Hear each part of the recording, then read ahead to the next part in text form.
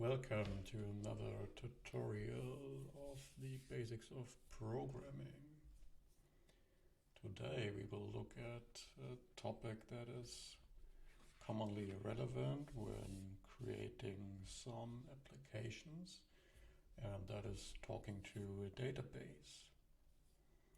So you might have heard or even worked with databases before. And in this video we are going to look at a simple example of how to talk to a relational database from Golang. So we're going to learn about how to connect to a database. In our case it will be a very simple lightweight database SQLite. We will create a table and fill it with sample data. So we can actually run some select queries and show the stored data. And of course that requires that we do some inserts, and we will also provide some updates and deletes, so removals of entries from that database table. To make it a bit more practical, let's say we want to create a very simple application where we want to store player data. So a player has a name and a current score that can change over time. We will be able to add these players to the database in our program, and we can update their scores and also remove players later if they shall no longer be stored in the database. And of course, to have an overview about what is stored, we want to list our current players from the database and print them out. So that's our basic overview here. Let's start with the project setup. So as usual, I created a new folder. I call it DB Basics. You can call it however you want. We are going to run the go mod init command with the path to your repository. That can be anything for you. I just use my GitHub path, so DB Basics will be fine. Now I got a new Go mod file which specifies my Go version, the module path, and later dependencies when we add them. I also created a fresh main.go file. It's nothing fancy in here, you already know that. Main package, fmt import, and then just a hello world for testing in the main function, which is our entry point. So when I run main.go, I get the hello world. Okay, as usual, if you haven't installed Golang yet, please read about it in the internet. It's pretty well documented, and you can continue then when you have set it up. So let's go one step further and see how we can integrate a database.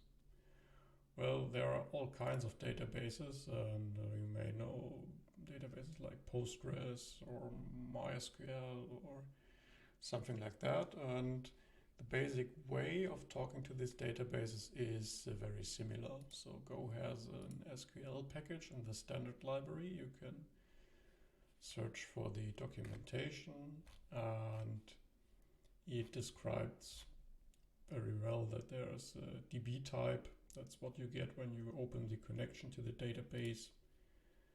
And that is a database handle that you can pass around in your program. This open function, it is used to actually connect to the database, and then it returns a pointer to this DB handle.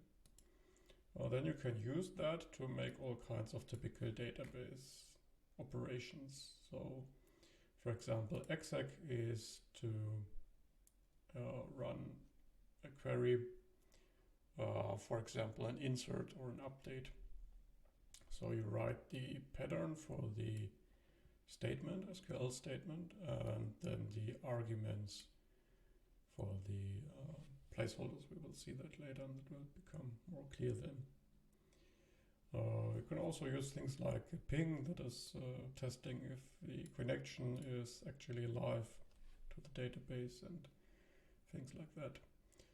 You can create prepared statements, that is when you want to make batch operations. So when you're inserting many rows or updating many rows and you want to make it as efficient as possible, then prepared statements are a way to go. Again, no surprises here if you're a bit familiar with SQL databases. And then there's the query function that is actually relevant when you need to inspect the return values. So, for example, a typical select use case. And of course, there can then be multiple rows that you select from the database, and then you can iterate them. We will see that later. So now we need to choose a database for our little testing program. And I've chosen SQLite because it's very lightweight and I don't need to install a large database server. So if you've got another database that you want to use, no problem, feel free to experiment with that. Once you started it and connected to it, the basic operations should be the same. But I'm going to show you how to use SQLite. And there's a nice open source package at GitHub for Golang, which provides an SQLite free driver. So it's well documented here. You can read all about it, how to install it, how to use it, and so on, what features it got. And the nice thing about SQLite, here's the official documentation, because it's not Golang specific, it's a frequently used lightweight database. It's basically not a full-blown server-based database, but it's more of a library that stores your complete database in a single file. So as it says, this is a small SQL database engine library. Actually, it's the most used one because it's used in all kinds of embedded and lightweight devices, like in transportation or in your Android device, for example, and so on. Mobile applications. And it's often bundled in several software systems. So think more about it like a simple SQLite database that is using a single file. And the whole database engine mechanics are wrapped in a library, in the driver, and in our case we got a Go driver for that. So we're going to use that and don't need to start any real database servers for testing. So to get an overview, here it states for the installation we need to run go get, github, commit, and go SQLite free. So that's basically what you can do. One thing that we need to take care of is it is a C-Go package. That means it is a binding to a C library, so the C language library for SQLite. And this Go package is built upon that. That is why you need GCC, which is the GNU C compiler. At least for the installation. And afterwards you can remove GCC if you want to. But you need to have it once because it needs to actually compile the C code for SQLite. And here it says you need to set the environment variable, CGO enabled, and have a GCC compile present within your path. So in my case, I use Linux. I already have GCC installed, as you can see here. And so I can basically say, set this environment variable then I can just run this go install or go get, and it will install it. Now I've already done that. You probably didn't yet, and that is why I recommend that you just look up the documentation here. It's documented for several operating systems. So if you're using Windows, it says to compile this package on Windows, you must have the GCC installed. Install a Windows GCC toolchain. You can find it when you Google for it. And yeah, then basically in that then you can run this go build, and there are some links here. So there's a similar documentation for OS X, and here for Linux, if you're using Linux like me, then you can say install build essential, for example, which includes GCC, and then you can run go get SQLite. Okay, so now that I don't know your specific operating system, please look at the documentation for the installation. And once you've installed this package, we can continue. So I will assume that this did actually work for you. So in my case, added GitHub and then go SQLite. Now we can test that. So what I'm going to do is there is a nice example folder here where we got some overview about how to use this package, and that is what you can also use if you want to look things up. So here it says import the package as well as database SQL. So we are going to go into our Go file, import database SQL, and import the driver for Go.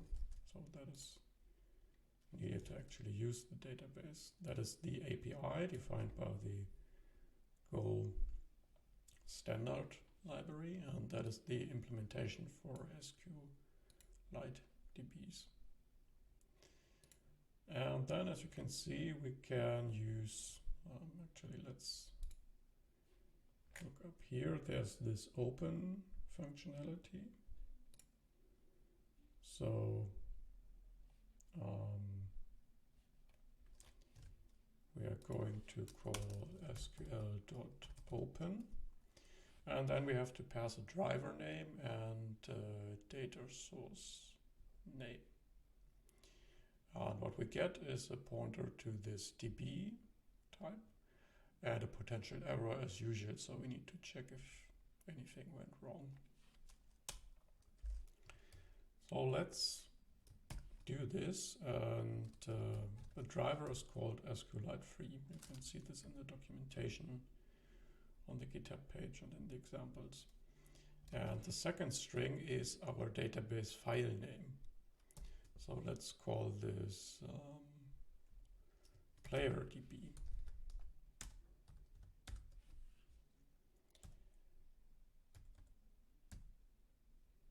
That's the file that's going to be created.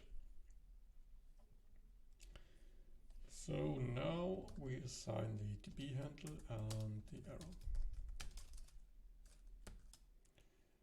And okay, let's remove this. And as usual, we need to check the error. If it's not near, we need to handle that because then something went wrong. So I'm going to say, for now, let's say we, actually let's use the log package.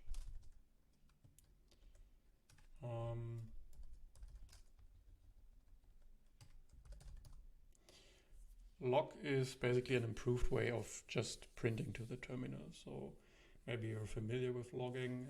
Logging includes usually a timestamp on the terminal, and that is for real world projects, it's usually a better idea than just printing to the terminal. You usually want to have time information associated with your log statements, and you want to choose how it's displayed. So maybe you want to handle errors differently than just info messages. So here the log message has a fatal function, for example, and that will print the error and then exit the program. So we don't need to remember to call exit in any case where we want to terminate the program, because we cannot do anything reasonable with the error. So we're going to call fatal f here.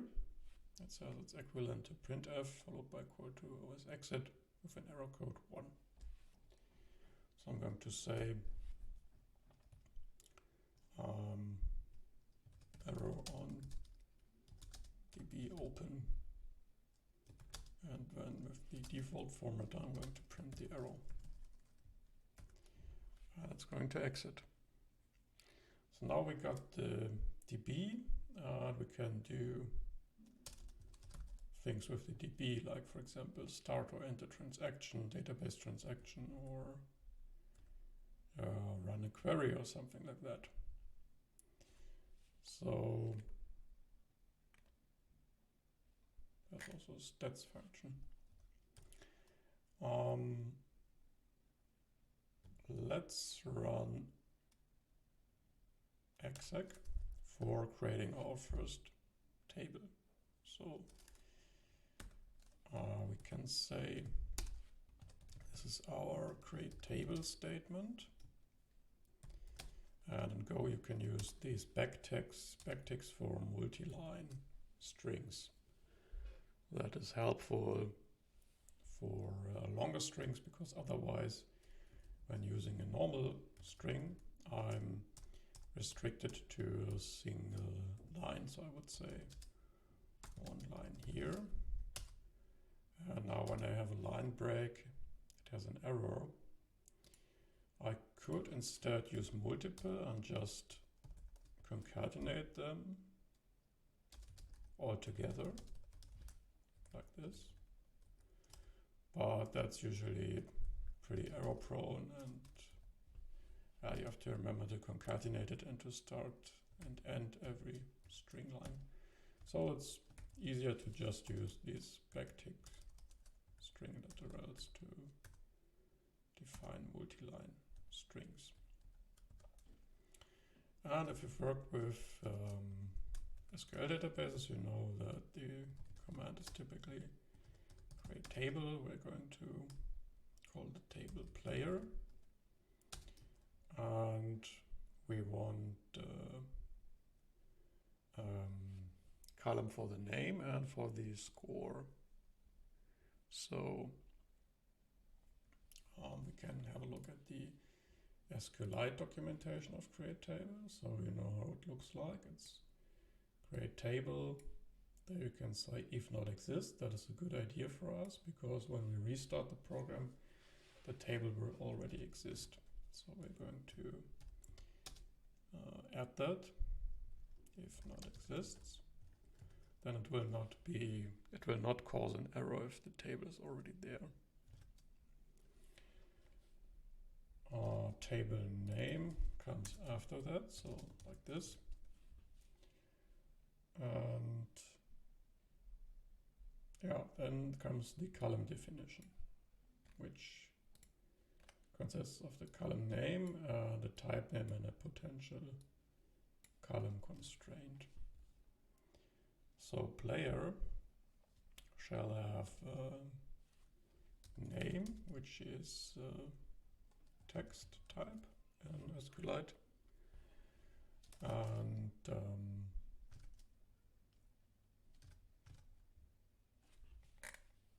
so here we need to wrap this in parentheses, and the score, of course. So score is just an integer. And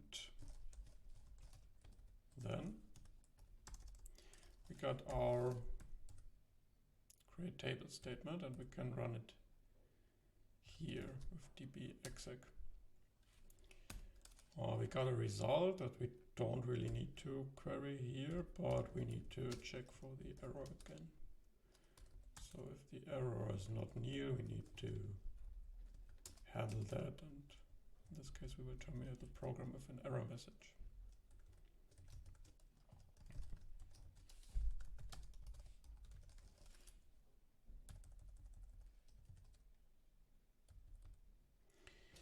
Okay. Now let's see if this works or if we did a mistake. So I'm going to run main.go.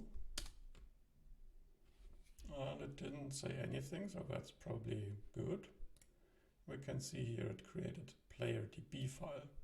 So that is actually binary because it's in the SQLite format, our database file.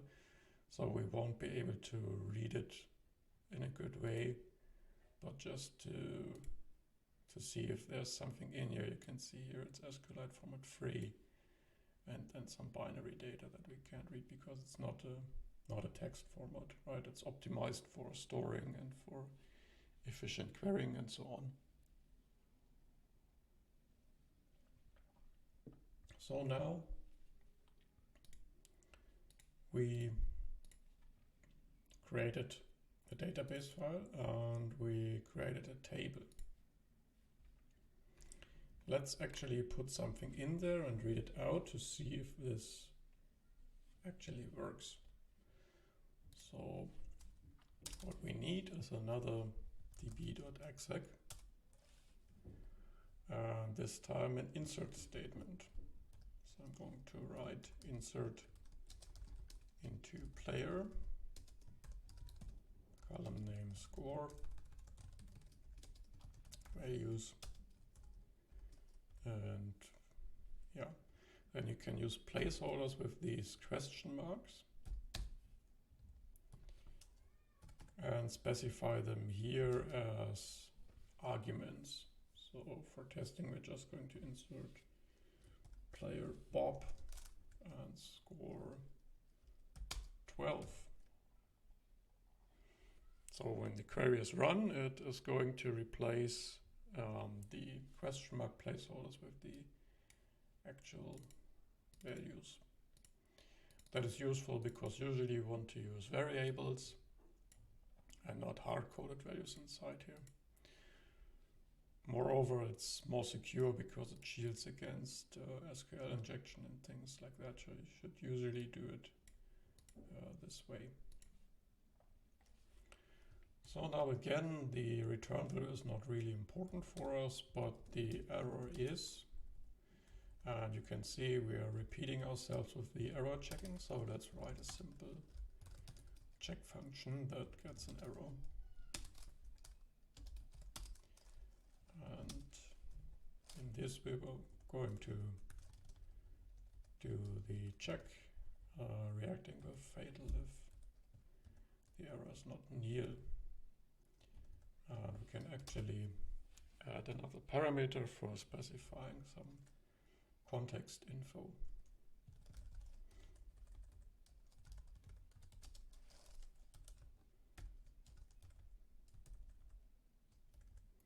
So we can say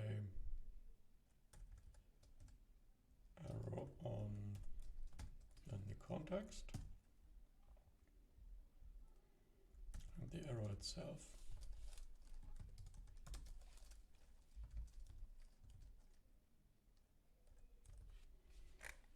Now let's simplify this. So we can say check past the error and then the context to give some more debugging info.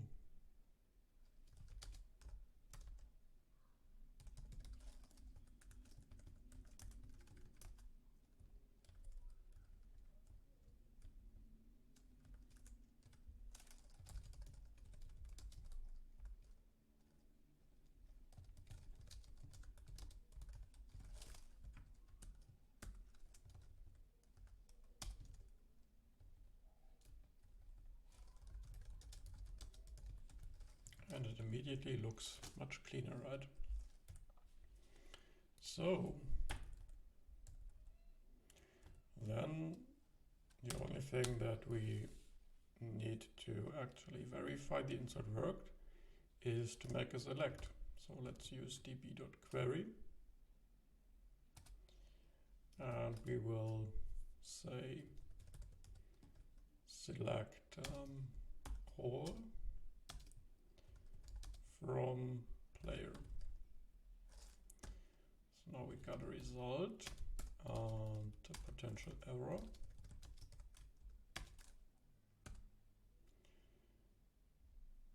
And we will handle the error first.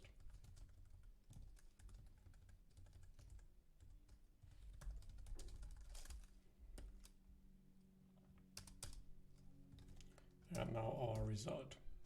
So result, what kind of type is it? It is a pointer to SQL rows, so multiple rows from the database table.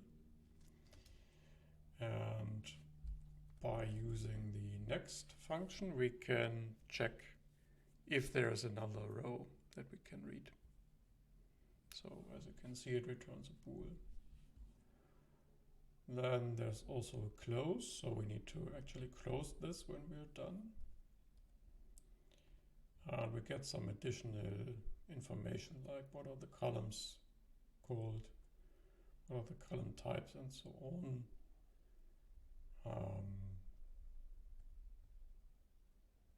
And then there is scan, and scan is relevant for getting the actual values. So in our case, let's just do it for one row, because we know that there's only one inside right now. And I'm going to say if result next is false, so not result of next, then we will exit because we expect there to be one row, right? Because we inserted one row. So then we will say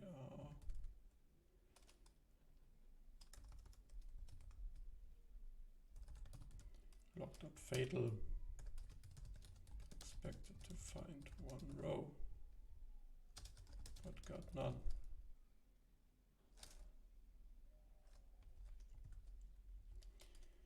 So that's where we would exit in the error case.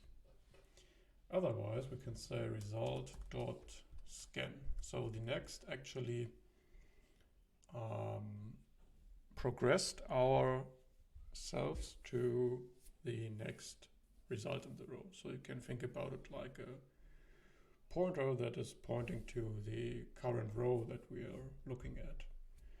And when I say next and it's true, it says there is another row, and it's progressing the pointer to the next element in the row set result.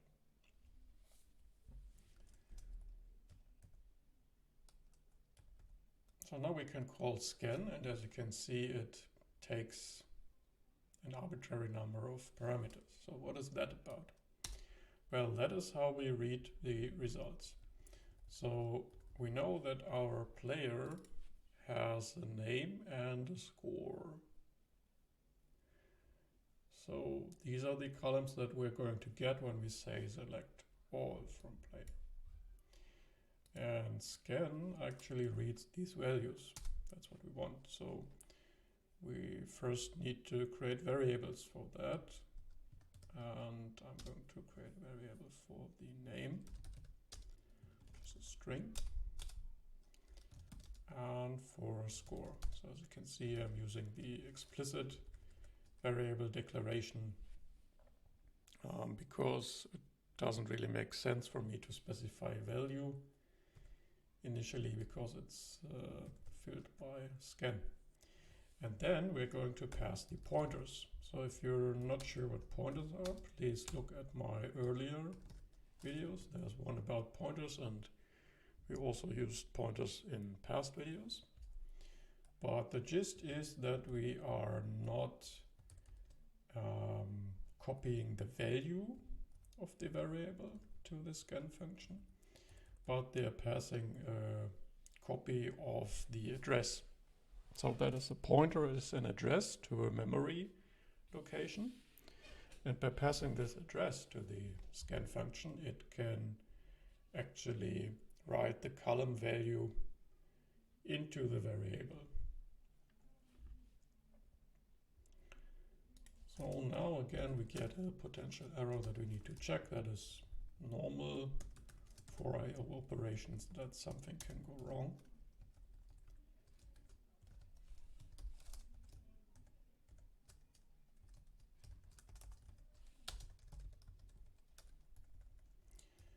And if everything is fine, we now got the values here, so we can print them. I'm going to use log info because it's, oh no, let's say log.print, because it's not an arrow. Printf, and then there's our player name.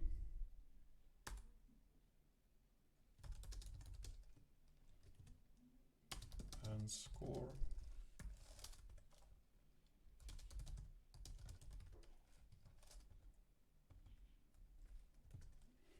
So that's it for the first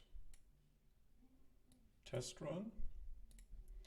We create a table, we insert into it, we select the player, and then we scan into the variables, the select result.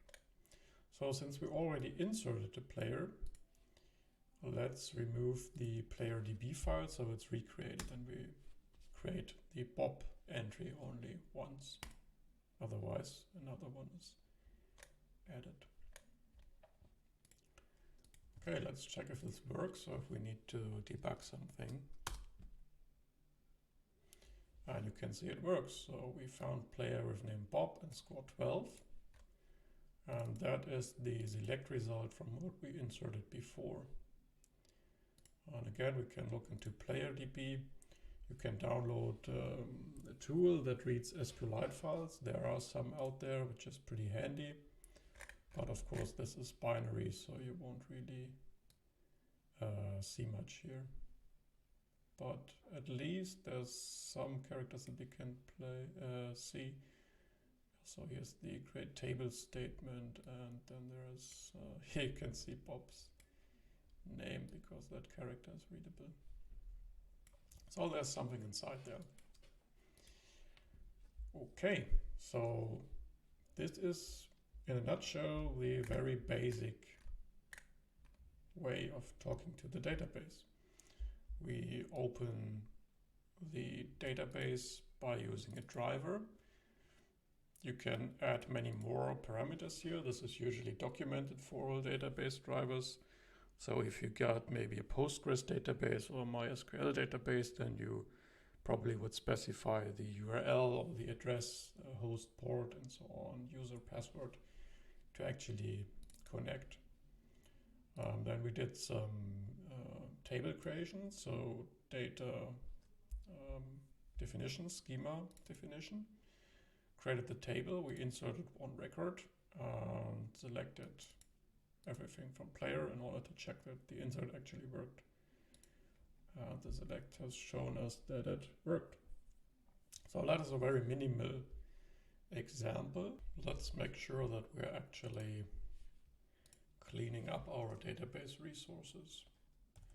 So one thing that I mentioned a bit earlier but that we didn't do yet is the closing of resources. So usually you should take care of that. That's very important to not drain the system out of resources in case you have a long-running real-world project. So our result here needs to be closed after we are done with it. And you may already know the defer statement from one of my earlier tutorials. That is pretty useful because usually we would have to call this after we are done using the result. So we would do it here. But it's useful to use defer because defer basically schedules the closing for when the scope, or let's say the function here, exits. So by doing that, I make sure that it is actually called no matter what happens. So even if I return early from this function, let's say I would have a return here or something like that, it would still take care to close the resource. So that is usually more robust if you can use it.